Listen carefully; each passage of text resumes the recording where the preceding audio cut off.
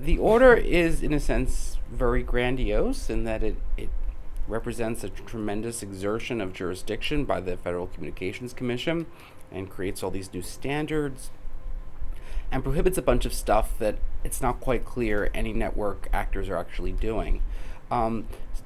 And yet it creates these standards, but it doesn't really change anything. It doesn't really create rules. It sort of kicks the can down the road to these series of adjudications and complaints.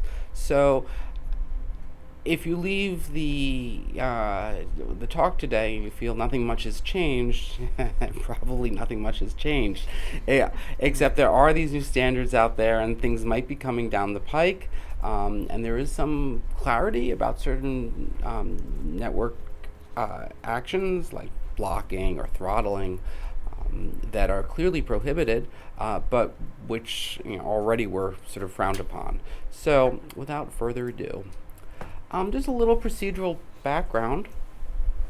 So this is, of course, not the FCC's first attempt at regulating internet and last mile connections. In 2010, it tried to do this, and these rules were largely struck down on jurisdictional grounds. The DC Circuit said that the FCC's alleged basis of jurisdiction, which was Title I and Section 706, were insufficient to ground internet rules. But it upheld the FCC's authority to issue rules concerning transparency, non-common carrier obligations, and accepted the FCC's theory of a virtuous circle. And I make the little snide pictures there because there are a few economists in the room, and it's something that will come up in the current orders a lot. This notion that the FCC, I guess, discovering the complementary nature of certain goods, wants there to be increased demand of network services, which in turn will create added investment in infrastructure. And it fears the opposite of a vicious virtuous circle, which I assume is a vicious circle, but I don't know what geometric metaphor you'd use for foreclosure, but their fear that the rules are trying to avoid is that network broadband providers who have control of the last mile or other kinds of market powers will exclude content providers that are unaffiliated. So that's sort of the procedural background, and there wasn't very much going on in the FCC for a long time under Chairman Wheeler, because the order was on remand, and there wasn't much going on until President Obama sort of piped up, and he publicly advocated for stronger FCC network rules. That's in, what's the date of that? It's in I think in 2014, and the order was passed several months later. So here we are, and the order in one slide. So if you have to leave now, that's fine. I won't take it personally. I will, in fact, say, go ahead, go do it. But this is the order in one slide. So essentially, the FCC said, look, most internet traffic is governed by Title II. Therefore, we have a much stronger jurisdiction to ground it. And I'm not going to make you look at the text of Section 201 or 202, but essentially, they give the FCC authority to regulate in virtually any possible way all communications by wire. Okay, then the FCC said there are going to be three no-nos. There's no blocking, no throttling, and no paid prioritization. Except a lot of these issues will potentially be okay, and we'll deal with it. Well, there's certainly no throttling, and certainly no blocking, but of course that's subject to what's considered reasonable network management, which are that obviously network providers have to treat different kinds of traffic differently, and that as long as they're doing it for the right reasons, the FCC seems to think it's okay, but doesn't really get too detailed as to telling us what those right reasons are and what are not right reasons. And then paid prioritization, which is apparently barred, but on the other hand, when actually presented with particular types of paid prioritization schemes like sponsored data or data caps or some sort of usage rates, the FCC again punts and says, "Oh, yeah, we have no prioritization, but we'll have to take a look at each of these situations as they come up on a case-by-case basis." And then the third point is the FCC put forward its definition of what its sort of basic rule as to how it's going to govern not just last mile, but arguably the entire internet. And the standard is there shall be no unreasonable interference or unreasonable disadvantage to consumers or edge providers. A very broad standard, and we'll talk about how it fleshes out that standard. It comes up with about 6 or 7 factors, but again, as I said, most of this order is one very big punt, and the FCC is waiting for individuals to bring, or corporations to bring complaints, and it will flesh out what this definition means, and that gets to the last point. The FCC will decide how to apply these principles through case-by-case adjudications, and this really reflects a marked change from previous common carrier, telephone, cable regulations even. The FCC does notice and comment rulemaking and produces rules, and people follow them. This is really, these adjudications are not going to be handled by the the Competition Wire Bureau, whatever. It's going to be handled by the Enforcement Bureau, and these are going to be treated like mini courts, in the idea to try to create some sort of principles. I've been somewhat optimistic about this, but when I actually think about it now in an order, I'm beginning to have second thoughts about how wise this approach will be. I'll just leave it there. Okay, so what we're going to talk about today, today's talk, we're going to examine each of these points more closely, highlight the novelty, both procedural and substantively, of the order, point out some of the regulatory challenges the order presents, and I'd like to hope that suggest some of the issues that I think we'll all be talking about in the years to come. Okay, so the 3 no-nos. The first one is no blocking. And again, this is not new. I arguably, it comes from Madison River, which is almost 15, 20 years ago, where the court says, told telephone companies, thou shalt not block voice over IP. And it's actually a fairly straightforward rule. It's not even a standard, I'd say it's a rule. A person engaged in the provision of broadband internet access service, insofar as such person is so engaged, shall not block lawful content, application services, or non-harmful devices, subject to reasonable network management. And we have the second no-no, which is no throttling. Once again, I am curious for people's reactions around the table. People probably know more about this than I. I've never known the FCC to go against anyone for throttling, and I'm not really even sure what it means in an internet context if you have a ISP connected to different backbone providers and having different relationships with those backbone providers, because some will be faster, some will be slower. Yes. This actually relates to one of my questions. Is that many Comcast customers will claim that it's clear at times that Comcast is throttling, say, Netflix compared to another carrier, and so part of the problem is, how do you know without somebody at Comcast leaking the data, right? So until a whistleblower comes along and proves it, it's just a whole lot of people who pay for access and watch how a system functions and say, look, it's not functioning how it usually does. So I would say I think I've seen it, but right. I mean, I think that's one of the real problems of defining quality of service on the web. It's not like the telephone when it just started out. As a lawyer, there are these really simple methods. Call droppage, and they have these little tests of how clear signals were coming through. Given the nature, it's a very hard thing to determine whether you are being throttled, because it's hard to define it. I'm sure if you ask Comcast, they say, well, we had unusual congestion that day, or some blah blah, and it's but nonetheless, you're not supposed to do it. So okay, and then. So this gets to your point of what is reasonable network management. Well, Comcast will say, I'm just reasonably managing my network. And again, we don't have much help here. It's a somewhat vague definition. And of course, the FCC now is able to kick the can down the road and say, well, we'll all be fleshed out with our adjudications. And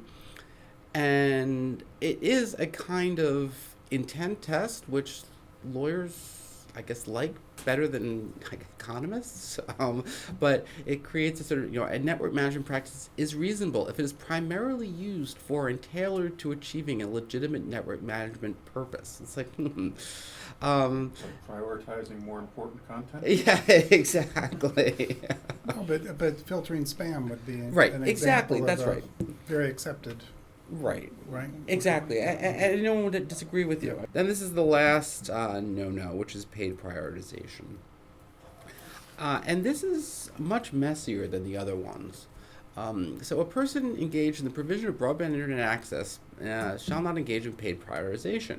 Paid prioritization refers to the management of a broadband provider's network to directly or indirectly favor some traffic over other traffic, including through use of techniques such as traffic shaping, prioritization, I don't know what that is, resource reservation, or some other form of preferential traffic management, either in exchange for consideration, monetary or otherwise, from a third party, or B, to benefit an affiliated entity.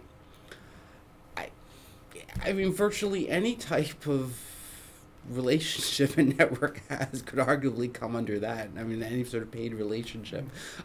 It's rather broad, and so what the FCC did is it actually took several examples and said, well, would this violate our paid prioritization?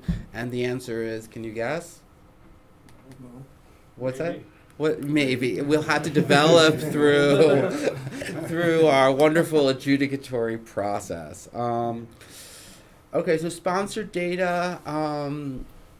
We are mindful. I'm so glad the FCC is mindful of the concerns raised in the record that sponsored data plans have the potential to distort competition. At the same time, new service offerings could benefit consumers in competition. Accordingly, we will look at and assess such practices on the facts of each individual case and take action as necessary. And then, given the unresolved debate concerning the benefits and drawbacks of data allowances and usage-based pricing plans, we decline to make blanket findings about these. So, arguably, some types of prioritization and differential pricing plans will potentially be a problem. Not yet. And in a way, this is great for everyone at this table because it means more, expert testimony possibilities. If actually there is this live development of adjudications before the FCC, and I don't know whether that will happen. I think that in itself is an interesting question. Okay.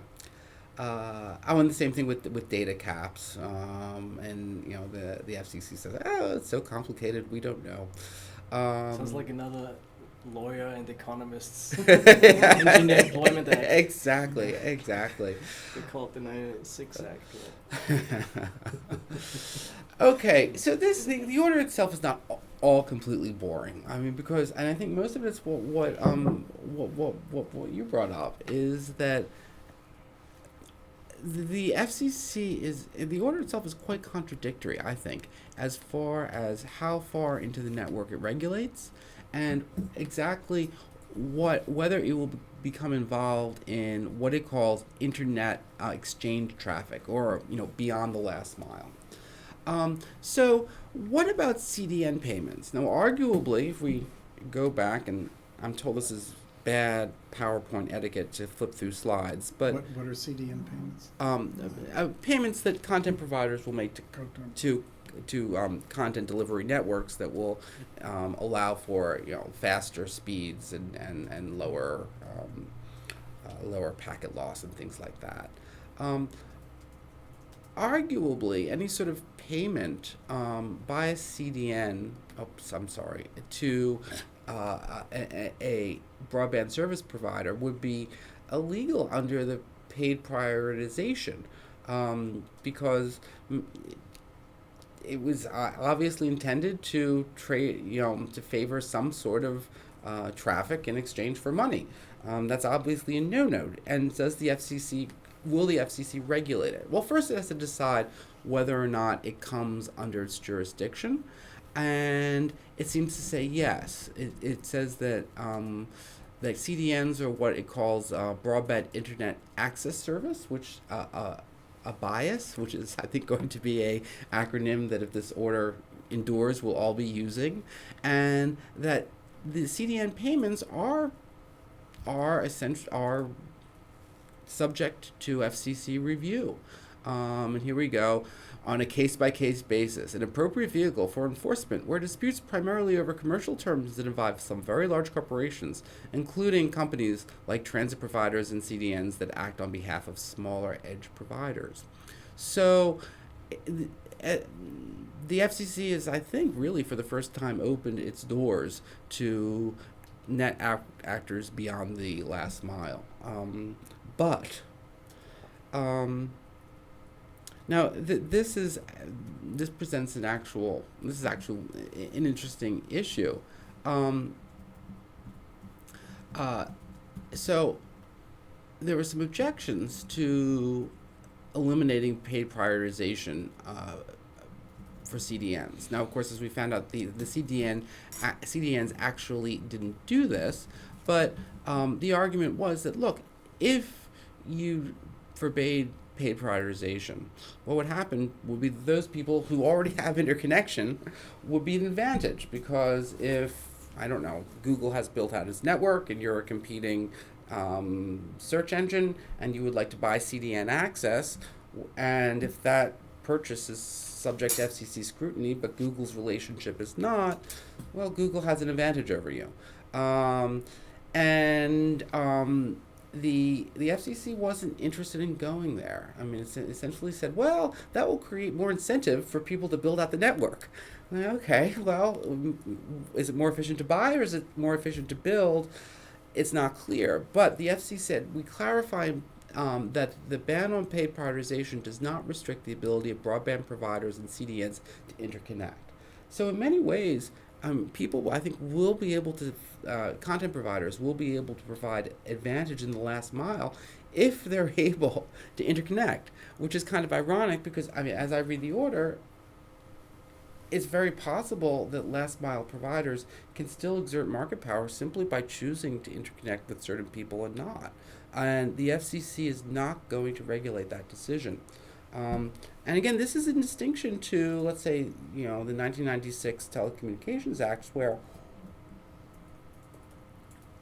both interconnection and the price that was paid for internet connection was being regulated. Here, it appears as if the FCC is just going to regulate the price. It's not going to regulate interconnection, which would create some problems, I think. And then this is the big broad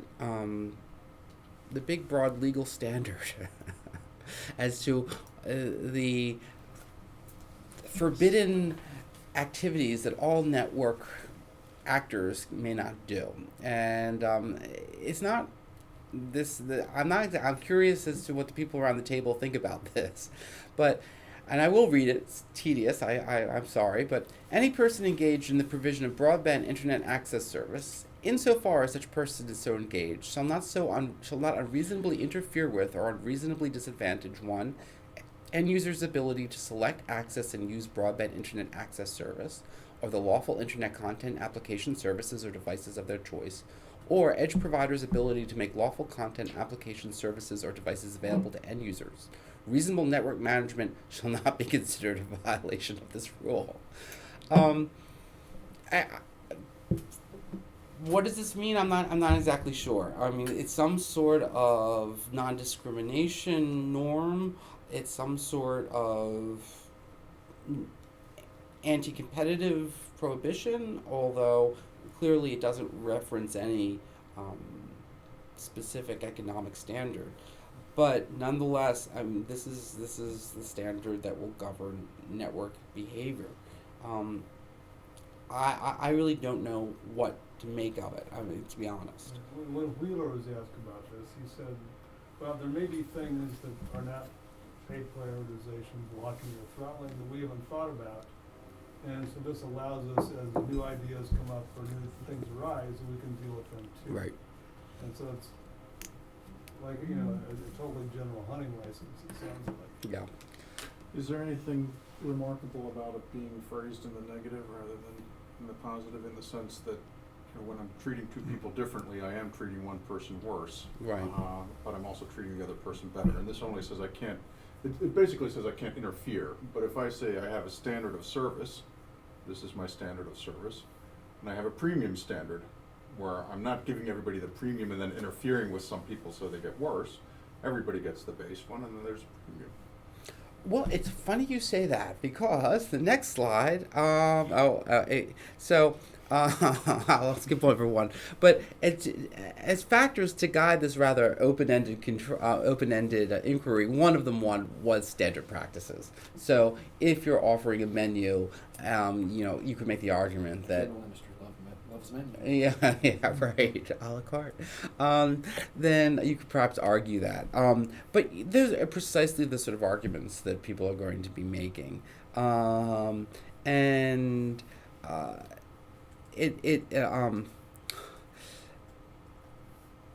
the justification for it is, again, you know, it's the magic circle of happiness and truth. You know, this balances the benefits of innovation against the harm to end users and ed providers. It protects free expression, thus fulfilling the congressional policy that the internet offers a forum for true diversity of political discourse, unique opportunities for cultural development, and the myriad avenues for intellectual activity. You know, on one hand,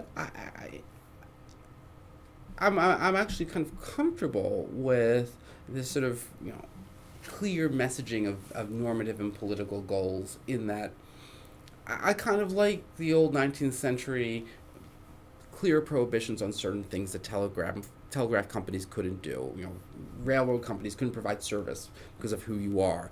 Telegraph companies couldn't deny service because of the content of your message. And I sort of like those sort of basic, sort of, you know, human rights type ideas, and so I think that they're very motivating for a lot of the debate. And if the FCC could apply them in a straightforward way, I think it would be, you know, very much to its benefit.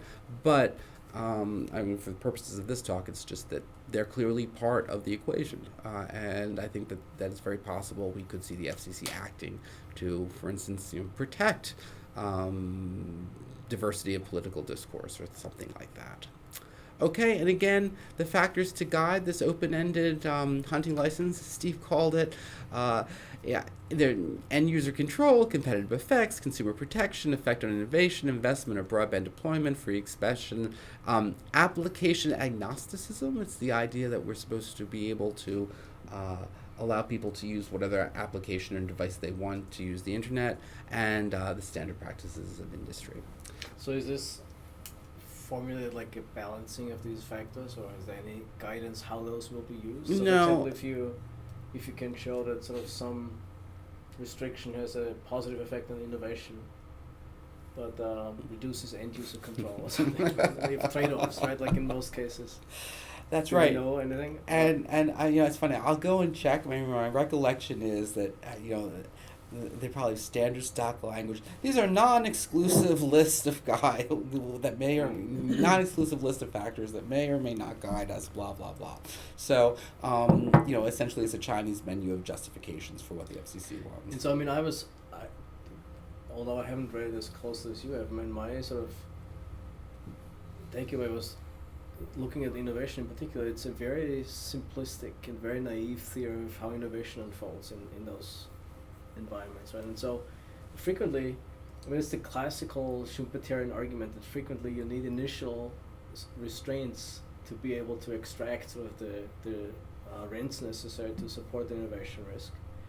But then typically in a competitive environment, these initial restraints will go away, right? And so initially you might have a situation where there is in fact violation of some of those guides, but it's only temporary because the innovation process later on will create more consumer choice, will make things more available. I mean, classical example is, let's say, the iPhone, right? I mean, that was initially a very constrained environment, but once people figured out how to orchestrate the innovations that need to be put together. Others could imitate it, and you had other models that followed, right? Right. And so it's kind of hard to see how this will be handled. I mean, it seems like whereas previously the default was you can experiment and do things unless you're violating things. Now you cannot do things unless you get the green light from the FCC. Well, yeah, I mean, I think this Well, maybe if nobody protests, it's good too. Yeah. Nobody notices. Right. I mean, again, I mean, and I'll this comes to at the end of the talk, is that it's not clear that the FCC is going to do anything, because this really will be at least it has the potential of being a bottom-up driven, type of proceeding. I mean, and now the FCC has the power to make declaratory orders and decide we're not going to do this, but who knows? It doesn't have to. Okay, and getting back to I think it was Tomas's question. What does the order cover? And is the last mile of the whole internet. The previous 2010 order was really quite clear, orders and NPM, that it was only the last mile. The Netflix Comcast dispute, however, suggested that might be inadequate. So the order, as a legal matter, covers what is termed broadband internet access services, or biases. And this pretty broad encompasses all providers of broadband internet access service as we delineate them here, regardless of whether they lease or own the facilities used to provide the services.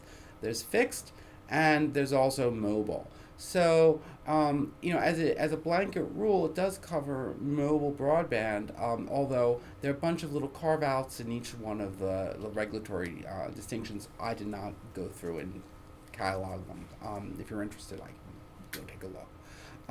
But it's a pretty broad definition. Then there's this one section that says, but we adopt our tentative conclusion that the 2004 Open Internet NPRM, that broadband internet access service does not include VPNs and CDNs or internet backbone services, to the extent those services are separate from broadband internet access service. Now, I don't know what that means. I mean, and that's my sort of studied lawyerly opinion. I mean, I've looked at paragraph 190 and the surrounding paragraphs, and I'm not sure what that means. And it gets even more confusing because later on in the opinion, it makes clear that any arrangement that any bias gets involved, any business arrangement for the exchange of traffic is under the FCC's authority to regulate. So, on one hand, it's saying that interconnection is not regulated, and that CDNs and the backbone aren't biases. On the other hand, the definition is quite broad, and they're quite clear that any contract that these individuals engage in is potentially susceptible to FCC review and regulation. And I'm not exactly sure what line they're trying to draw, but I think it does create the issue that was discussed at the very beginning, which is interconnection does not seem regulated, but the terms and conditions of interconnection appears to be regulated, and that could create some problems. Sort of biases about whether or not to invest in building out your own network or buying somebody else's. Similar to the 1996 reciprocal compensation or bill and keep and that old argument. But here the FCC is clearly saying, no, you can't buy, you got to build. And it seems to be making this sort of sub rosa policy decision, which may or may not be wise, but there you have it. Okay, and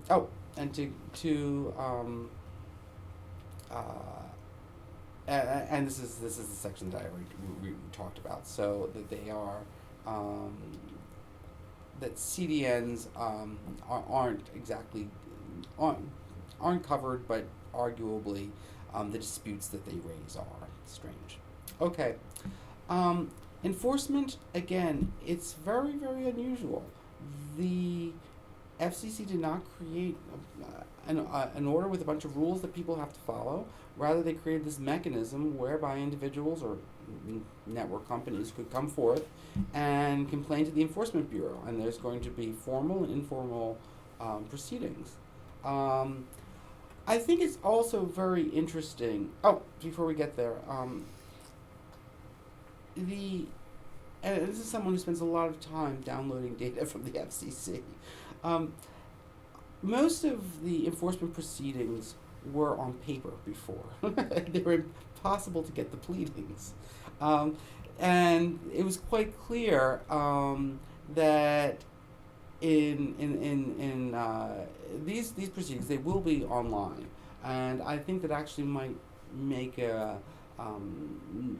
make a difference because, arguably all of these sort of issues about interconnection, about prices, although they'll be able to get moved for secrecy and to have some of these sealed, there will be much more openness as far as these proceedings than in other type of adjudications that the FCC does.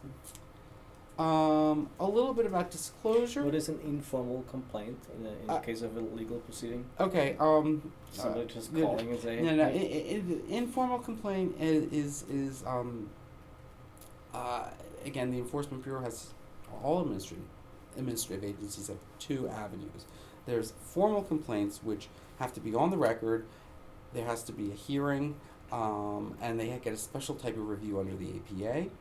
So in other words, these are very elaborate, brought out types of hearings with a fact finder and trial-like things. And then the more informal adjudications, and in which if you don't have the money, you can just sort of go and sit in a conference room and present your issues and hope you get a good answer.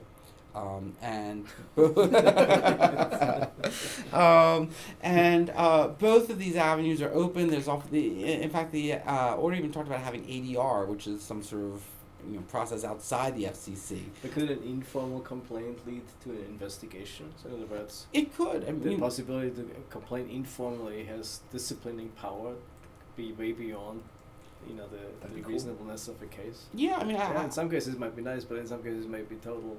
It may backfire. Well, really. would this be a case where somebody goes and they complain, and the FCC will say, you've got a point there or not? And if they think there's a point, then they'll start a proceeding, and so it could lead to something. Is that what that informal complaint would be? No, at the end of informal complaint, there is a ruling, so you could just go and have. See. Yeah, exactly. Now the ruling is only binding to the parties. So if they got enough of these complaints, then it's possible then they could go and do their own proceeding, do an order.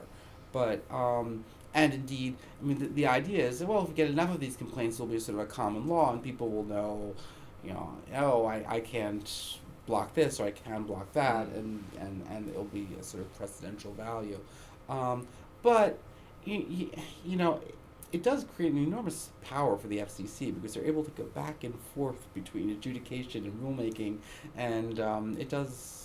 The FCC will be in control, I think, of this process. And then I'm going to go quickly through this, but this goes, I think, back to the question of throttling and whether throttling occurs, and it's actually a subject that really fascinates me, which is disclosure and quality QoS on the internet. There was required disclosure as a price, other fees, data caps, nothing interesting, but there also is an added requirement that they actually have to they have to put in not only speed, latency, but also packet loss. That's new, and they say that well, you have to provide actual network performance data. But as the bottom point says, we decline to otherwise codify specific methodologies for measuring the actual performance required by the existing transparency rule. And it goes to the real problem because when you're not getting something from the internet, is it because the network that's providing the data is screwed up or Comcast is screwed up? And it's difficult even for the FCC to promulgate transparency rules because these issues are hard. And I don't think they're unsolvable. I've read a lot of interesting work talking about how they can be solved, But I think that the FCC's position here, reflects the lack of knowledge, the low level of knowledge about how the network works, and let alone disclose it. Then my favorite, there's going to be a safe harbor, but they don't want to tell you what it is yet. So there's a transparency safe harbor where there's a disclosure method that they're going to come up with, but they're not going to tell you what it is yet. So you have to wait. You have to sail around in the seas of uncertainty until they tell you. Jurisdiction. We're almost at the end. This is a lawyer's discussion. About a third of the order is about jurisdiction. And I'm just going to tell you briefly, Title I was a very weak thread to base the order. Title II, of course, gives the FCC almost complete authority to regulate. The FCC largely has forborne from most of Title II, except for Title 201, 202, and 208, which are the big guns of the title, which allow the FCC to set the terms and conditions of interconnection, of rate. They allow them to do rate making. Essentially, gives them real sort of 1930s regulatory power over the internet, and so clearly the FCC is exercising its power here. Do we have anything else? We talked about the procedural revolution already, and let's see. Is this a good idea from an institutional perspective? I have no idea. The common law courts, as I mentioned earlier, made similar rules for common carriages and trains and telegraphs, ferries, but it was a very, very crude type of decision making. If you look at it carefully, as soon as the problems get too complicated, the courts say, we can't deal with this, and we don't want to. They were good for making simple rules, but generally punted on the hard ones. And we have to look at the FCC's other track record in other adjudications. Certainly its licensing, arguably, its licensing adjudications are the model of apolitical determination, and I think you can say with some confidence neither were its indecency proceedings.